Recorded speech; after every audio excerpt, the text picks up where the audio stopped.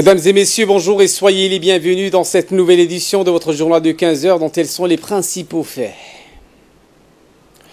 Les chiffres d'affaires augmentent donc durant l'Aïd al-Adha pour les petits commerces.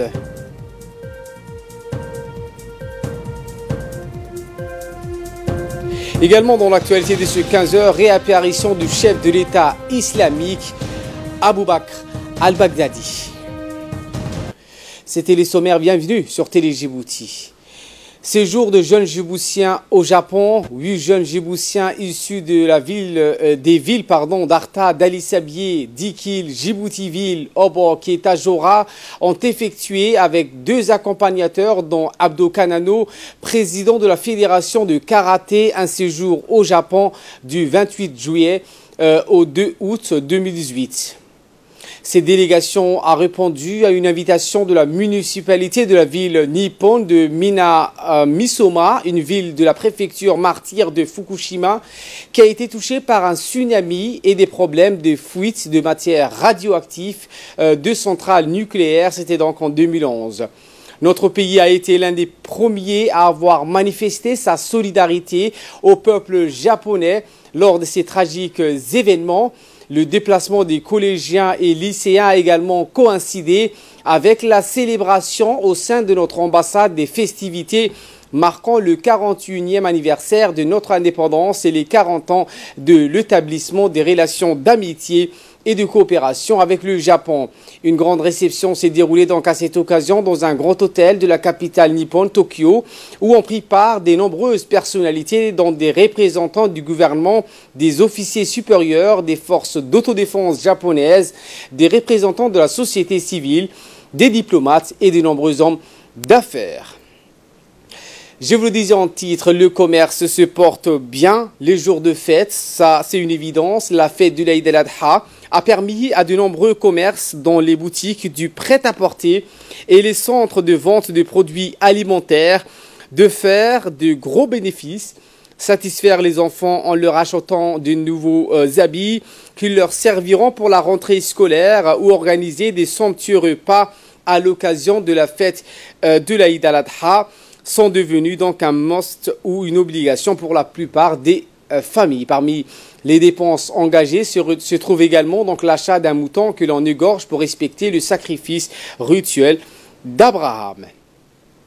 Nécrologie pour clore l'actualité nationale de suite au décès de feu Abbas Mohamed Hassan, ocal général de Koutabouya, survenu le mercredi 22 août à l'hôpital de Dikil. Le préfet de la région d'Idikil, M. Mohamed Chero Hassan, adresse en son personnel et au nom de tous les Dikilois ses condoléances les plus attristées à la famille et aux proches du défunt.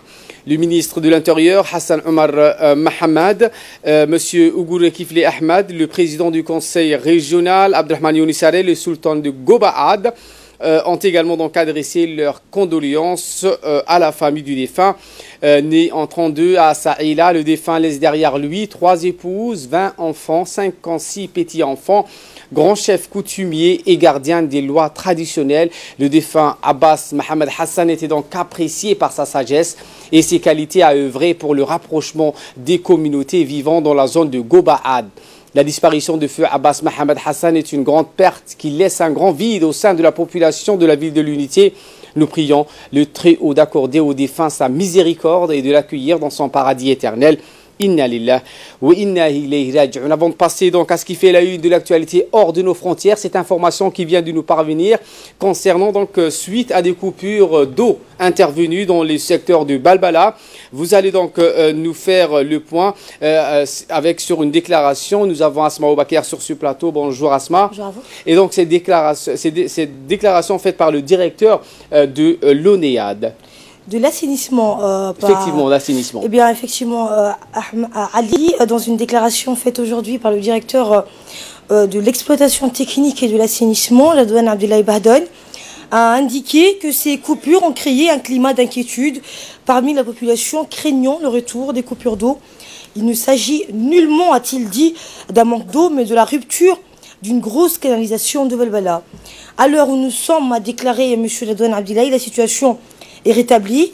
Cela a demandé plus de temps que nécessaire, a-t-il ajouté, parce que tout simplement, certains jeunes ont pris à partie dans leur mécontentement des techniciens de l'ONEAD effectuant les réparations nécessaires, ce qui a considérablement retardé, selon le directeur, les travaux de réparation de la conduite.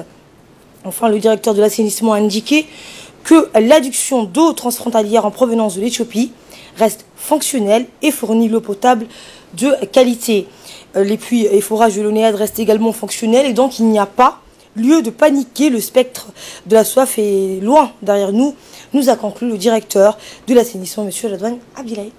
Merci Asma Oubaker pour ces explications. Et de là, nous passons donc aux nouvelles à travers le monde avec cette réapparition du chef du groupe l'État islamique en Irak et au Levant, Abou Bakr al-Baghdadi. Eh bien, Fardous Hussein nous a rejoint. Fardous, Abou Bakr al-Baghdadi, on le sait, donc ce dernier appelle à la poursuite du djihad. En effet, Ali, le chef du groupe État islamique Abou Bakr al-Baghdadi a appelé ses partisans à poursuivre le djihad, comme vous le dites, et c'est son premier message depuis un an et une première preuve de vie donnée par le calife autoproclamé d'une durée de 55 minutes. Le message a été diffusé à l'occasion de la fête de l'Aïd al-Adha. Selon lui, la défaite ou la victoire ne se mesure pas par la perte d'une ville, la suprématie aérienne, les missiles balistiques ou les bombes intelligentes en possession des ennemis. Ces propos qui se veulent rassurants interviennent alors que le groupe État islamique, qui contrôlait en 2015 les 2/3 de l'Irak et la moitié de la Syrie, n'est plus présent aujourd'hui dans les poches désertiques ou les travers des cellules dormantes. Données pour mort à plusieurs reprises, Abou Bakr al-Baghdadi serait réfugié dans une zone frontalière entre la Syrie et l'Irak. Et nous enchaînons avec le Japon, où l'agence de météorologie de ce pays annonce un puissant typhon qui menace l'ouest de ce pays. En effet, Ali, un puissant typhon qui se dirigeait donc aujourd'hui vers l'ouest du Japon, où les services de météo ont mis en garde contre des risques de fortes pluies et de glissements de terrain. Baptisé Cimarron, le typhon se trouvait ce matin à environ 280 km de Nagasaki. Il est accompagné de rafales de vent de près de 216 km/h. Restez vigilants face au risque de glissement de terrain, d'inondation, de bourrasques et de hautes vagues, a insisté le service de météorologie. Le Japon Ali est balayé chaque année par presque donc d'une dizaine de typhons qui naissent en Asie. Et cette guerre commerciale entre les États-Unis et la Chine qui prend d'ampleur, les États-Unis, Fardous, ont imposé des nouvelles taxes sur des produits chinois. Pékin donc veut répliquer.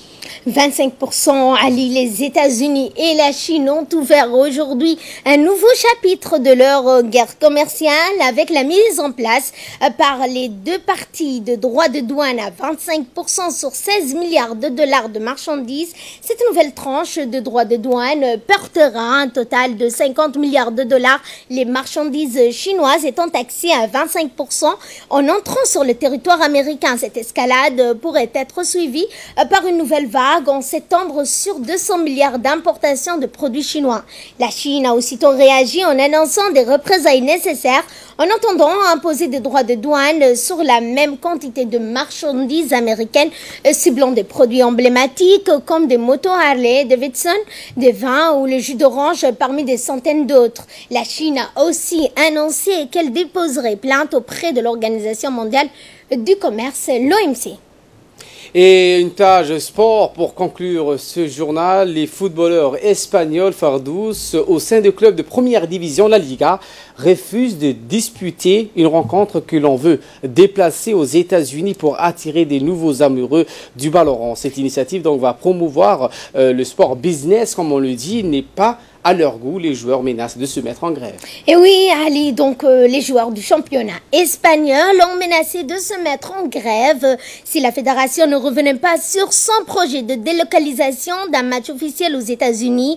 Ils ne veulent pas que leur match soit délocalisé aux États-Unis et ils le font savoir à l'issue d'une réunion auquel des stars du Real Madrid et du FC Barcelone comme Sergio Ramos ou Sergio Busquets ont participé les joueurs ont martelé, nous sommes fatigués de ces décisions unilatérales qui affectent directement les joueurs, comme celle de jouer hors d'Espagne.